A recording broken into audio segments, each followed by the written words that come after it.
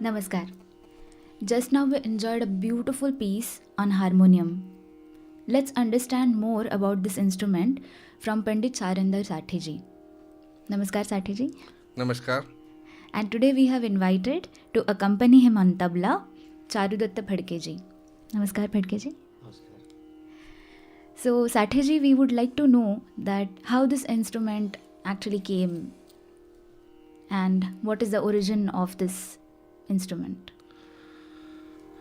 Yeah, it's a interesting story about the origin and the total, if we see the development part of this particular instrument, harmonium.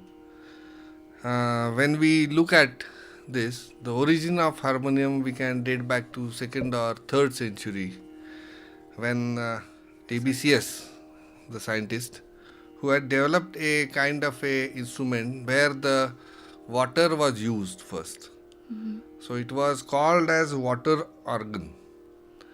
There were keys attached to a particular mechanical structure, and there were large pipes of different sizes, and water used to be pumped in those pipes, and those keys were pulled in while playing, so water level used to change in between, and some kind of musical note we could hear from that.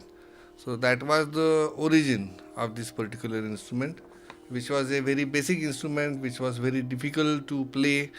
After this, there was a lot of research by various musicians and scientists in the West, and we can say that probably in 7th or 8th century, from the use of water, use of air started. So the origin of pneumatic organ started in that. Now the difference was, instead of pulling the keys, we can actually play the keys. and different kind of sound, different kind of notes used to get produced. The only factor was it was a very large instrument to keep it, but it was quite getting popularity in many kind of music in Europe. First there was some kind of opposition from churches also.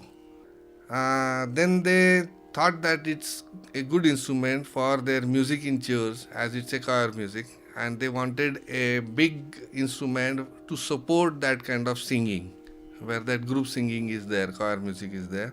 Then somebody thought of reeds, and they found it that it is quite nice. It's very essential to have this kind of scientific thing done in for this instrument, and this is called as reeds, which are used, where reed is fixed on one side of any kind of a thing by a screw or something, and that other side is free. So when we blow air through it, the side which is not fixed, which is movable, this basically oscillates because the pressure of the wind, and it produces a note. Now when we tune that particular reed according to our needs, then we get a musical note out of it. So what was done, that at the end of those pipes, those reeds were fixed, and because of that the size of the pipes basically got reduced. Instead of having very lengthy pipes, we were able to use smaller pipes. Further research was done, and another kind of reeds were produced, which are called as flexible reeds. So the reeds are flexible. The way the mechanical things are used, it can be fitted on the harmonium structure, and the air can be blown,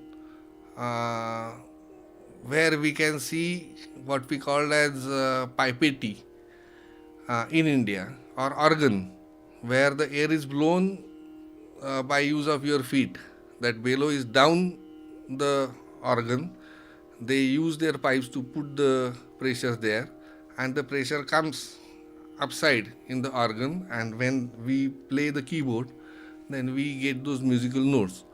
So these are the basic changes that happen in harmonium,